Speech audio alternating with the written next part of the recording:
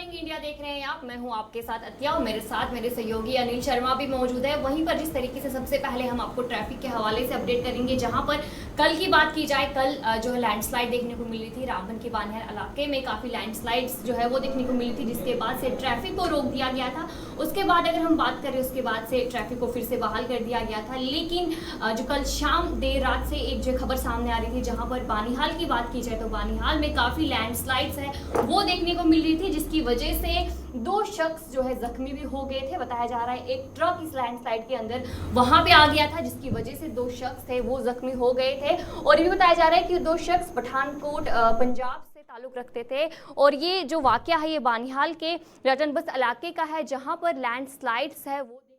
रही थी कि जिस तरीके से बारिशें लगातार हो रही थी, जिसकी वजह से कल भी देखा गया था कि ट्रैफिक को बंद कर दिया गया था। लेकिन उसके बाद से बताया जा रहा था कि ट्रैफिक को वन वे बहाल कर दिया गया है। लेकिन उसके बाद से अगर बताया जाए तो जिस तरीके से वहां पर लैंडस्लाइड जो है वो देखने को मिल रही थी, और कल के बाद से फिर ट्रैफिक को फिर से बंद कर दिया गया था। अभी की बात करें तो अभी भी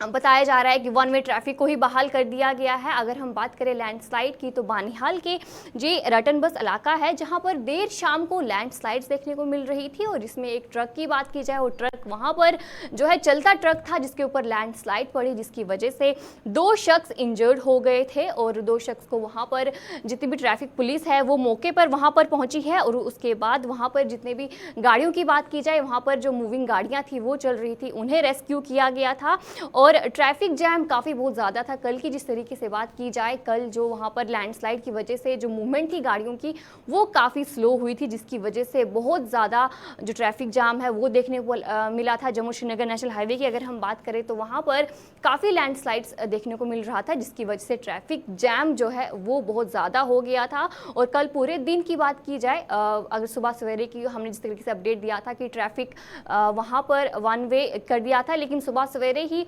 traffic Jammu Srinagar national highway को बंद किया था। लेकिन उसके बाद से ट्रैफिक को बहाल किया था, लेकिन जो मूवमेंट थी वो ट्रैफिक की काफ़ी स्लो थी। और उसके बाद से जो ट्रैफिक जैम है बहुत ज़्यादा हुआ था। लेकिन शाम को ही ये जो आप तस्वीरों में भी देख सकते हैं, काफ़ी लैंडस्लाइड्स वहाँ से सामने आई थी, जहाँ पर जो दो शख्स है वो काफ़ी इंजर्ड हो गए थे। और वो शख्स पठानकोट पंजाब से ताल्लुक़ रखते थे, जिनका ट्रक था वो वहाँ पर, अगर बानिहाल की बात करें रटन बस बानिहाल इलाके की, तो वहाँ पर वो ट्रक था वो फंसा हुआ था, जिसकी वजह से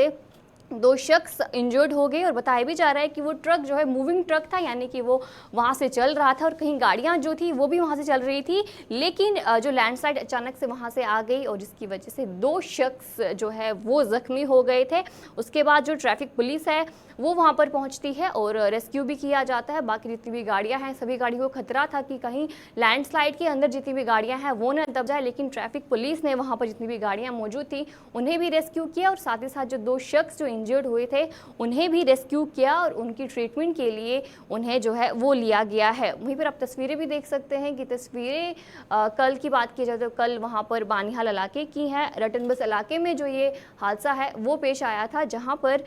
ये चीज़ें जो है वो सामने आई थी। और जिस तरह से लगातार हम आपको तस्वीरें दिखाने की कोशिश कर रहे हैं, और वहीं पर ठीक आपको बता दें कि जिस तरह से हमारी सहयोगी ने जो है वो आपको जानकारी दी है, जम्मू कश्मीर की बात करते हैं तो जब मौसम विभाग की जानकारी मिलती है और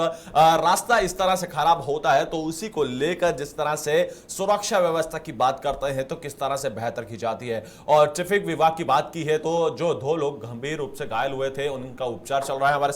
हमारे साथ ही जो है आरिफ जो है वो ज्वाइन कर चुके हैं। आरिफ, अपडेट करिएगा कि इस समय राष्ट्रीय राजमार्ग की बात करते हैं तो इस समय राष्ट्रीय राजमार्ग पर क्या कुछ स्थिति है, क्योंकि कल की तस्वीरें हमने देखी हैं और अभी का देखें तो मौसम का बदलाव जो नजर आया है उसके बाद से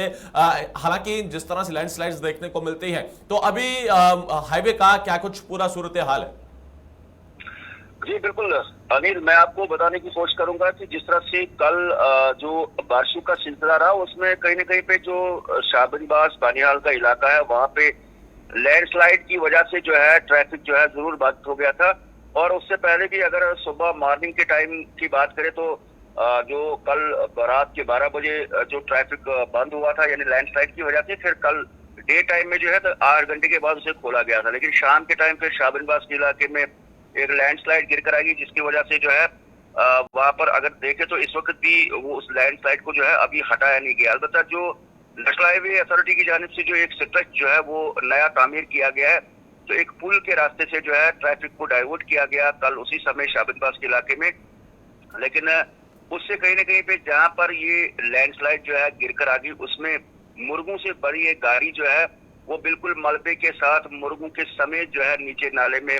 जाकर गिरी, जिससे कि 2 लोग जो है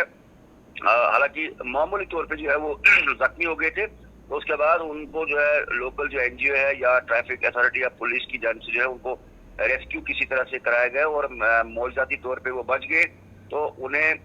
इमरजेंसी हॉस्पिटल बानियाल में मुंतकिल किया गया था, लेकिन उनकी हालत जो है वो बेहतर है, ज्यादा इंजरीज नहीं है। लेकिन कहीं ना कहीं पे इस तरह के खतरात जो है हाईवे पे अभी भी रहा के, जहाँ पर लैंडस्लाइड गिरने के साथ ही जो है अभी भी जो है किसी की जान जाने का खतरा है। चूंकि इस वक्त अगर बात करें तो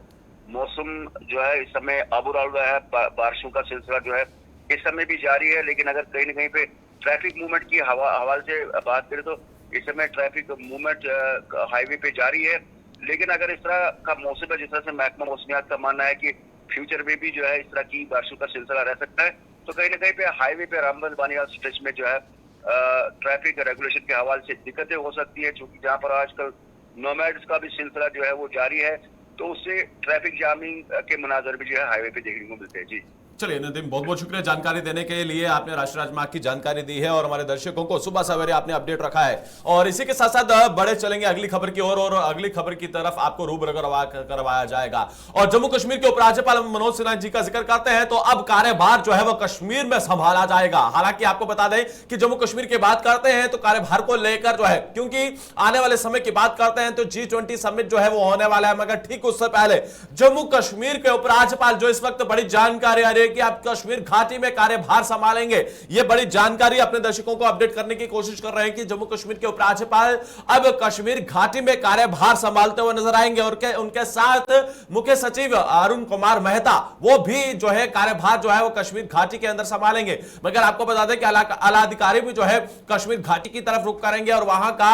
कार्यभार संभालते हुए नजर आएंगे। क्योंकि इससे पहले ठीक आपको याद होगा कि जम्मू कश्मीर के उपराज्यपाल मनोज सिन्हा जो है वो जम्मू के अंदर जो है वो कार्यभार संभालते हुए नजर आ रहे थे। मगर अभी जो जानकारी मिल रही है और ये जानकारी आपको बता दें कि अब कश्मीर घाटी के अंदर कार्यभार संभालना महत्वपूर्ण हो जाएगा। क्योंकि कश्मीर घाटी की बात करते हैं, एक तरफ कार्यभार संभालना और दूसरी तरफ G20 सम्मेलन की जो अध्यक्षता इस समय भारत कर रहा है उसको लेकर लगातार सम्मेलन करना, वो लगातार समय समय पर सूचित किया जा रहा है कि किस तरह से इस शिखर सम्मेलन के अंदर जो है अपना भाग्य देना है, उसको लेकर भी जो है वो जनता से रूबरू होते रहते हैं, अपने कार्यक्रम को माध्यमों से जो है वो लगातार जनता को अवगत करवाते रहते हैं। मगर वहीं पर आपको बता दें कि ठीक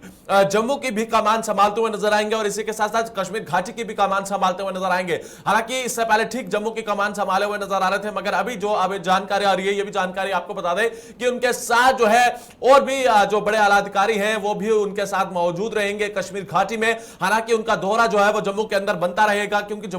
जम्मू की बात करते हैं तो जम्मू के अंदर भी जो कार्यभार होंगे उनकी भी देखरेख जो है उन्हीं के अध्यक्षता में होती रहेगी। मगर वहीं पर ठीक जो अभी जानकारी है, ये जानकारी साफ तौर पर देखने को मिल रही है कि कश्मीर घाटी में जम्मू कश्मीर के उपराज्यपाल जो है अब कार्यभार संभालते हुए नजर आ रहे थे और आएंगे। और इसी के साथ साथ अभी की जानकारी जो है वो हम आपको देने की कोशिश कर रहे हैं कि अतः जिस तरह से हमने देखा कि इससे पहले ठीक आपको बता दें कि जम्मू के अंदर कार्यभार संभालते हुए नजर आते थे और लगातार हम देखते थे कि जनता को जम्मू के अंदर संबोधित करते हैं, रूबरू होते हैं, मुलाकातें करते हैं। मगर अब जो मुलाकातें होंगी, बातचीत होगी, वो कश्मीर घाटी में भी होंगी, हालांकि जम्मू में भी होंगी।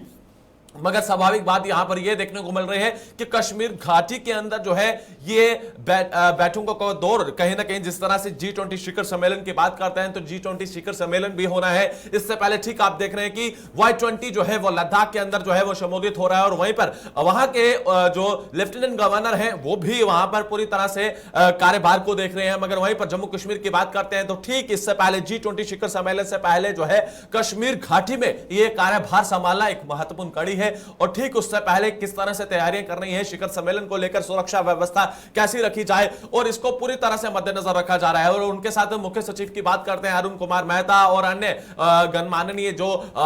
समय लोग हैं, वो तमाम लोग वहां पर जो है शमूलियत करेंगे और कहीं ना कहीं कश्मीर घाटी की कमान संभालते हुए नजर आएंगे। और जम्मू की बात करते हैं तो जम्मू पर भी नजर रहेगी और कहीं ना कहीं महत्वपूर्ण यह है कि कार्यभार कश्मीर घाटी का संभाला जाएगा। इससे ठीक पहले जम्मू का कार्यभार संभाला जा रहा था और अब कश्मीर घाटी का। हालांकि दोनों तरफ से कार्यभार संभाले जा रहे थे, जम्मू का भी और कश्मीर का भी, मगर अब कश्मीर की तरफ रुख किया है, कश्मीर की तरफ रुख किया जाएगा और कश्मीर के अंदर जो है तमाम कार्यभार जो है वो जम्मू कश्मीर की भागदौड़ जो होगी वो कश्मीर से संभाली जाएगी। और अब बढ़ते हैं अगली खबर की ओर, और अगली खबर भी जो है वो आपको बता दें कि जम्मू कश्मीर के उपराज्यपाल मनोज सिन्हा से करना चाहेंगे, क्योंकि उनका एक बड़ा बयान जो है वो साफ तौर पर देखने को मिला। उन्होंने कहा कि जम्मू कश्मीर की फिजाएं जो है वो लगातार बदलती हुई नजर आ रही है, अतः जिसमें साफ तौर पर भी हमने देखा है कि कश्मीर घाटी के अंदर बात करते हैं या फिर जम्मू कश्मीर की बात करते हैं, जो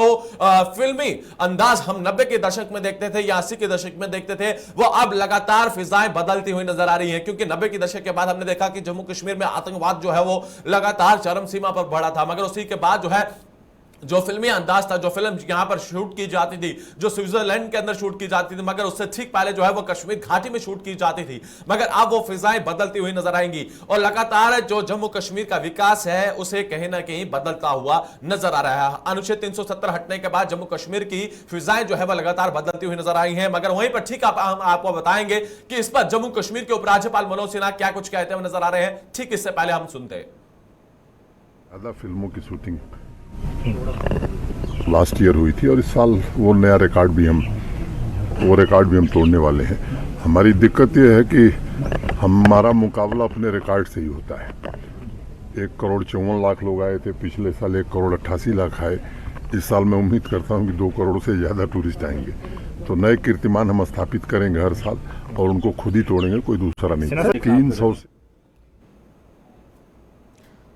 जिस तरीके से आपने सुना कि कश्मीर की खासकर बात की जाए, जहां पर पहले जो शूटिंग्स है वो की जाती थी, लेकिन हाल ही में देखा गया था कुछ टाइम पहले जो शूटिंग है वहां पर नहीं की जा रही थी, लेकिन अब जो है 2 सालों से देखा जा रहा है कि लगातार कश्मीर घाटी में भी जो फिल्म की शूटिंग है वो देखने को मिल रही है। करीब 300 से ज़्यादा फिल्म शूटिंग जो है वो अभी तक कंप्लीट कर दी है। वहीं पर आपने एलजी मनोज सिन्हा का ये बयान भी सुना है, जहाँ पर इन्होंने ये कहा है कि अब जो कश्मीर की बात की जाए तो 2 करोड़ से ज़्यादा जो टूरिस्ट है वो इस साल तक पहुँचेंगे। वहीं पर पहले की बात की जाए तो पहले भी पिछले साल की बात करें तो 1 करोड़ से ज्यादा टूरिस्ट जो कश्मीर में पहुंचे थे, लेकिन इस बार ये आंकड़ा बताया जा रहा है कि बढ़ सकता है। 2 करोड़ से ज्यादा टूरिस्ट है वो कश्मीर में पहुंचेंगे। और डेवलपमेंट जो कश्मीर की बात की जाए तो वहां पर लगातार की जा रही है। जिस तरीके से 80s का जो एरा था वो फिर से लौट के वापस आ रहा है, जहां पर एलजी मनोज सिन्हा ने भी ये कहा है कि जिस तरीके से शूटिंग जो है वो लगातार देखने को मिल रही है। और हाल ही में शाहरुख खान की बात करें तो वो भी कश्मीर जो है अपनी फिल्म शूटिंग के लिए पहुंचे हैं और 300 से ज्यादा शूटिंग जो है वो 2 सालों में कंप्लीट कर दी है। पिछले साल की बात करें या फिर इस साल की बात करें तो 300 से ज्यादा जो मूवीज है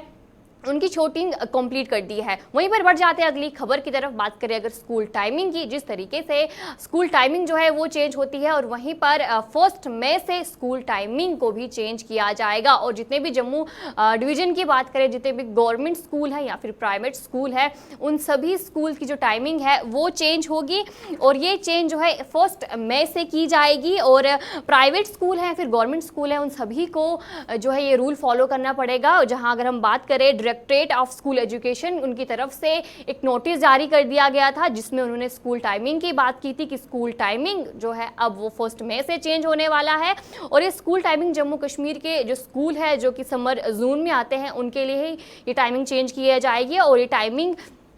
1 मई से अगर मैं बात करूँ तो 1 मई से टाइमिंग को चेंज किया जाएगा। और जितने भी गवर्नमेंट स्कूल है या फिर प्राइवेट स्कूल है जम्मू की अगर हम बात करें जो समर जोन में आते हैं उनकी ही टाइमिंग चेंज की जाएगी। और ये टाइमिंग जो है सुबह के 8 बजे से लेके 2 बजे तक की जाएगी, यानी कि जो स्कूल का काम होगा, वर्किंग आवर होगा, वो 8 से 2 बजे तक होगा, यानी कि सुबह के 8 बजे से लेके दिन के 2 बजे तक स्कूल को जारी रखा जाएगा। और ये टाइमिंग 1 मई से शुरू होगी, जहाँ पर डायरेक्टरेट ऑफ स्कूल एजुकेशन की तरफ से एक नोटिस भी जारी किया जाता है जिन्होंने ये कहा कि स्कूल की टाइमिंग अब 1 मई से चेंज है वो होने वाली है। और जितने भी गवर्नमेंट स्कूल की बात की जाए या फिर प्राइवेट स्कूल की बात की जाए वहाँ की टाइमिंग चेंज हो रही है, लेकिन ये टाइमिंग सिर्फ समर जोन, जितने भी स्कूल समर जोन के अंडर आते हैं उनकी ही टाइमिंग को चेंज किया जाएगा। और 1 मई से अगर मैं बात करूँ तो 1 मई से ये टाइमिंग को चेंज किया जा रहा है, जहाँ पर स्कूल की टाइमिंग जो है 8 बजे से लेके 2 बजे तक है वो की जाएगी।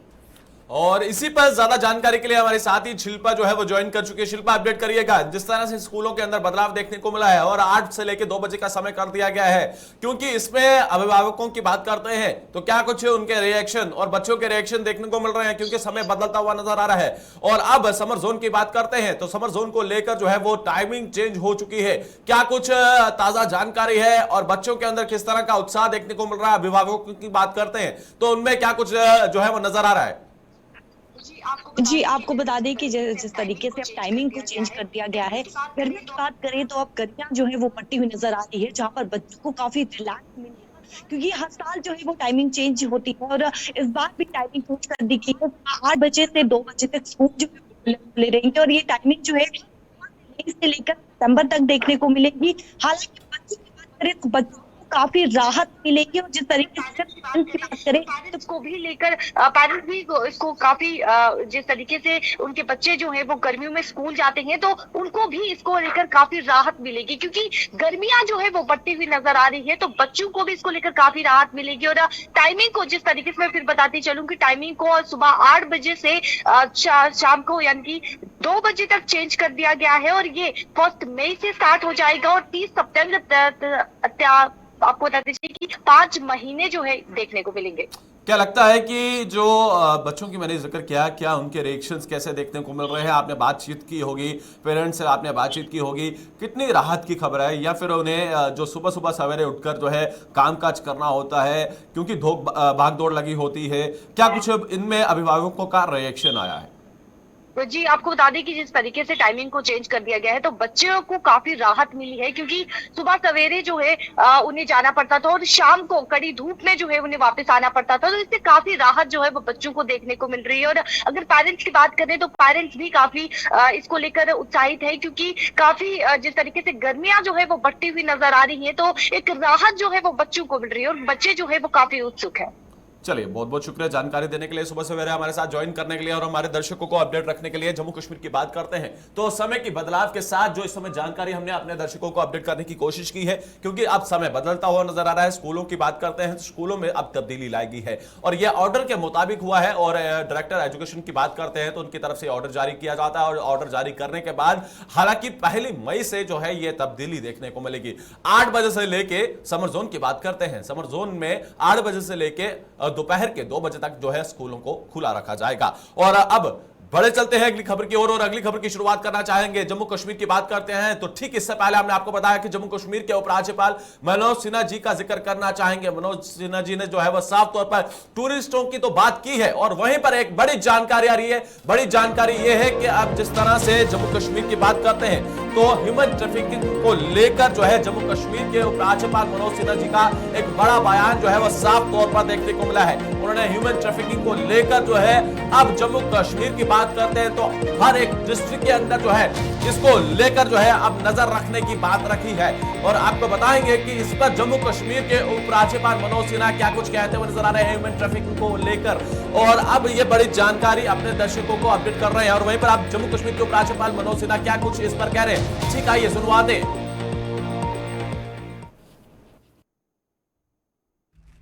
ड्रग स्मगलिंग तथा इलीगल आर्म्स ट्रेड के बाद ह्यूमन ट्रैफिकिंग 21वीं शताब्दी की तीसरी सबसे बड़ी चुनौती मानवता के सामने खड़ी हुई है। आज के तेजी से बदलते विश्व में ह्यूमन ट्रैफिकिंग कोई छोटी मोटी नहीं बल्कि एक असाधारण चुनौती मानी जा सकती है। ऐसा घिनौना अपराध जिसमें राष्ट्रीय तथा अंतर्राष्ट्रीय अपराधी नेटवर्क क्रिमिनल नेटवर्क ये दोनों इसके हिस्से बन चुके हैं। विश्व भर में लाखों मासूम हर साल इस अपराध का दंश झेल रहे हैं। आज भी विशेष रूप से समाज के कमजोर वर्ग, बच्चे, महिलाएं, प्रवासी, शरणार्थी और विस्थापित वर्ग ह्यूमन ट्रैफिकिंग के दृष्टिकोण से विशेष रूप से असुरक्षित है। समाज के सभी वर्ग को इस तथ्य को जानना आवश्यक है कि ह्यूमन ट्रैफिकिंग की पूरी तरह से समाप्ति के लिए जन जन की सामूहिक ताकत और समाज को संकल्प के साथ आगे बढ़कर लड़ना, ये बड़ी मदद दे सकता है। आप सब जानते हैं कि क्रिमिनल नेटवर्क के बारे में जानकारी प्राप्त करने का पुलिस का या सिक्योरिटी फोर्सेस का अपना एक तरीका है, लेकिन समाज के सभी वर्गों की सामूहिक ताकत अगर इसमें शामिल होगी तो स्वाभाविक रूप से इस अभियान को गति मिलेगी। हो सकता है कई बार हम अपने आस पड़ोस में कोई संदिग्ध गतिविधि देखते हैं, लेकिन फिर भी हम सोचते हैं कि क्यों हम झंझट में पड़े। इस मानसिकता से बाहर आने की जरूरत है और हमें आना चाहिए। हो सकता है आपकी छोटी सी सूचना, आपका छोटा सा प्रयास बहुत से मासूमों की जिंदगी को बचा सकता है। तो इस वक्त ठीक आप जम्मू कश्मीर के उपराज्यपाल मनोज सिन्हा जी को सुन रहे थे। उनका साफ तौर पर ह्यूमन ट्रैफिकिंग को लेकर ये बड़ी बात रखी है। उन्होंने कहा कि इस पर जो है वो कार्य किया जा रहा है और इस पर कार्य करना बेहद ज्यादा जरूरी है, क्योंकि ह्यूमन ट्रैफिकिंग एक ऐसा पूरे देश के अंदर बन चुका है। हर एक पीढ़ी के अंदर जो है इसको बढ़ाने की कोशिश की जा रही है और जो क्रिमिनल है वो किस तरह से इसको बढ़ावा दे रहे हैं, इस पर रोक लगाना बेहद ज्यादा जरूरी हो चुका है और इस पर कार्य करना चाहिए। और अब हर एक डिस्ट्रिक्ट के अंदर जो है वो नजर रखी जाएगी किस तरह से ह्यूमन ट्रैफिकिंग के बात करते हैं। और अत्य हम देखते हैं कि मानव तस्करी किस तरह से जो है वो की जाती है, चाहे उसमें बच्चों की बात करें, युवतियों की बात करें, महिलाओं की बात करते हैं, तो कहीं ना कहीं एक स्वाभाविक इस वक्त ये देखने को मिल रहा है कि पूरे देश के अंदर अगर आंकड़े खोलकर देखें तो ह्यूमन ट्रैफिकिंग के मामले जो हैं वो जिस तरह से देश के अंदर बढ़ते हैं, मगर उसी पर नकेल कसने के लिए जो है जम्मू कश्मीर के उपराज्यपाल और भारत के प्रधानमंत्री जो है इस पर लगातार बात रखते हैं। अब बढ़ते हैं अगली खबर की ओर और अगली खबर की शुरुआत करेंगे जिला सोपोर की बात करते हैं। तो सोपोर की जिस तरह से बड़ी जानकारी साफ तौर पर देखने को मिल रही है और जम्मू कश्मीर की बात करते हैं तो उसी पर आपको बताएंगे कि सोपोर के इलाके की बात करें तो वहां की क्या कुछ जानकारी आती है, अपडेट करिएगा हमारे दर्शकों को, क्योंकि जम्मू कश्मीर के अंदर क्या कुछ बड़ा बदलाव देखने को मिल रहा है। और यह कहीं ना कहीं एक प्रशासनिक तौर पर यह कहा जाता है कि बदलाव जरूर है, मगर बदलाव की बात करते हैं तो बदलाव के अंदर क्या कुछ और भी उसके अंदर कमियां हैं वो भी उजागर करना बेहद ज्यादा जरूरी हो जाता है। क्योंकि जम्मू कश्मीर की बात करता है, एक तरफ ये दावे जरूर किए जाते हैं कि जम्मू कश्मीर में तस्वीर बदल रही है। हां, तस्वीर बदल रही है, मगर उस दूसरी तरफ पहलू को देखा जाए तो दूसरी तस्वीर भी दिखाना जरूरी है। एक तरफ सरकार दावे करती है कि हम कार्य कर रहे हैं, मगर दूसरी तरफ जो दूसरा पहलू है, सिक्के का एक पहलू होता है मगर सिक्के का दूसरा पहलू भी होता है, उस सिक्के के दूसरे पहलू को देखना भी जरूरी है। ये देखिए कि एक तरफ विकास की बात होती है, स्वच्छता की बात होती है और दूसरी तरफ ये आप स्वच्छता की तस्वीरें देखिए कि क्या ये स्वच्छता है या फिर जो दावे हैं वो सिर्फ खोखले हैं। जी, जाहिर सी बात है जो आप तस्वीर देख रहे हैं ये तस्वीर सोपोर बारामूला की बात की जाए वहां की है, जहां पर आप तस्वीरों में भी देख सकते हैं किस तरीके से ये जो गार्बेज है उसे खुले में फेंका जाता है। और ये सारा गार्बेज, अगर मैं जहलुम की बात करूं, दरियाए जहलुम के करीब जो है ये सारा गार्बेज फेंका जाता है, जहां पर काफ़ी खतरा जो है, जाहिर सी बात है इतना गार्बेज अगर खुले में फेंका जाएगा तो बीमारियों का खतरा भी जो है ज़्यादा हो जाता है। और ये सोपोर की बात की जाए तो वहाँ पर इस तरीके की सूरत हाल जो है वो बनी हुई है। ज़्यादा जानकारी के लिए हमारे साथ नदीम डार सोपोर से जुड़ चुके हैं। तो नदीम, जिस तरीके से ये जो वहां पर हालात बनी है, तो कि कितने टाइम से वहां पर ये सूरत हाल बनी है और वहां पर एडमिनिस्ट्रेशन का कोई स्टेप जो है वो लिया जा रहा है या नहीं? हाँ बिल्कुल अतिया, अगर हम बात करें ये सोपोर का महाराजपुरा इलाका है और अगर हम देखें जो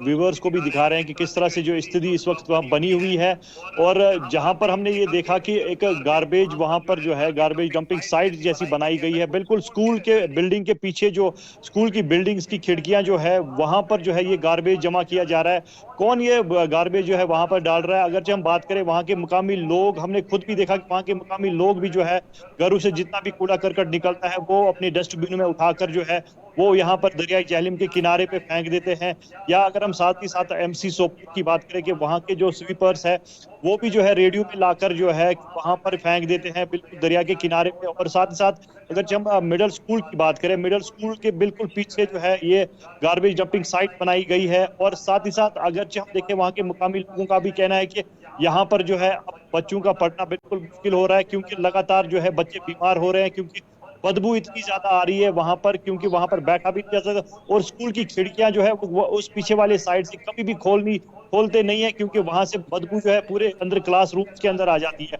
तो उसके साथ ही साथ अगर जब देखें साथ एक कैनाल जो है फ्लड इरिगेशन डिपार्टमेंट की है, पिछले 10 साल से वहाँ के मकामी लोगों का कहना है, हमने अगर हम औकाफ कमेटी की बात करें, हमने उनसे प्रेसिडेंट से भी बात की तो उनका कहना है कि पिछले 10 साल से जो है इसके ऊपर सफाई की जा रही है, जिसके चलते ये बिल्कुल ब्लॉक हो चुकी है।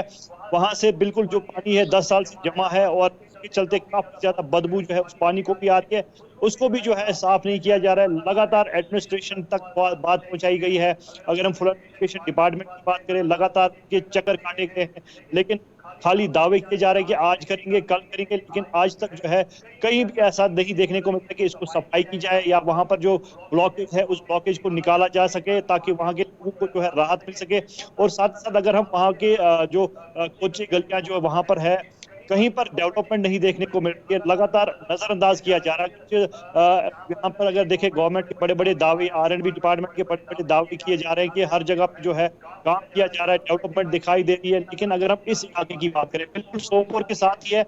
आधा किलोमीटर की दूरी पर ये इलाका पड़ता है, लेकिन हम वहाँ की गलियों की बात करें, बच्चे स्कूल नहीं जा पाते क्योंकि अभी नदीम, क्या बारिशें हो लगता रही है है। कि जिस तरह से मैंने शुरुआत में जिक्र की कि सिक्के के दो पहलू होते हैं, मगर सरकार तो ये कहती है कि जम्मू कश्मीर में विकास हो रहा है, इसमें कोई दो राय नहीं है कि जम्मू कश्मीर में विकास हो रहा है, मगर सिक्के का दूसरा पहलू भी होता है, सरकार को उस पर भी नजर रखनी होती है। क्या लगता है कि सरकार ने जो ये लगभग आप बता रहे हैं कि काफी समय से लगातार तमाम लोग भी वहां पर पहुंचे, अवगत भी करवाया गया, और उसके बावजूद भी ये इस तरह का कार्य किया जा रहा है, तो कहीं ना कहीं इस पर एक एक्शन होना लाजमी होता है। और वहीं के अगर हम बात करते हैं तो डीसी द्वारा क्या कुछ एक्शन जो है वो आने वाले समय में लेने के लिए क्या कार्य किया जा रहा है, क्या आपने कभी बातचीत करने का प्रयास किया?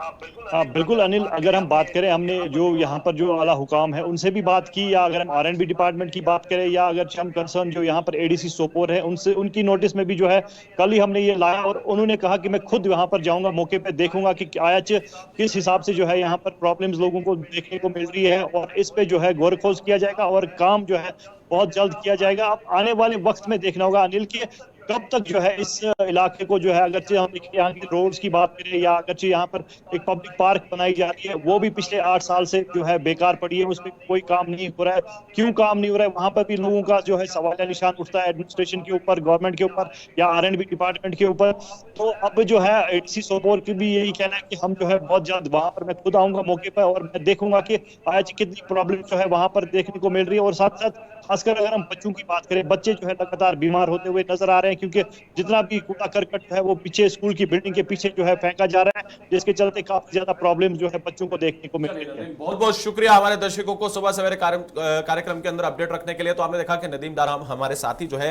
वो ज्वाइन किए हुए थे और लगातार अवगत करवाने की कोशिश कर रहे हैं कि जहां पर देश के अंदर यह कहा जाता है कि स्वच्छता अभियान, मगर वो स्वच्छता अभियान की तस्वीरें साफ तौर पर देखने को नहीं मिल रही है। मगर वहीं पर अब आने वाले समय में क्या कुछ एक्शन लिया जाता है, क्या कुछ बदलाव किया जाता है, उसके साथ भी आपको अवगत करवाया जाएगा। चलिए प्रोग्राम को अब समाप्त करना होगा, मुझे और मेरे सहयोगी को दीजिए इजाजत। नमस्कार।